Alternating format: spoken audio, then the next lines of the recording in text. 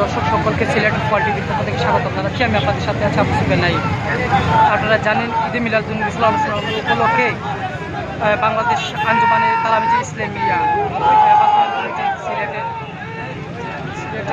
সর্বস্তরের মুসলমান সমাজ হাজার হাজার জনতা নিয়ে তারা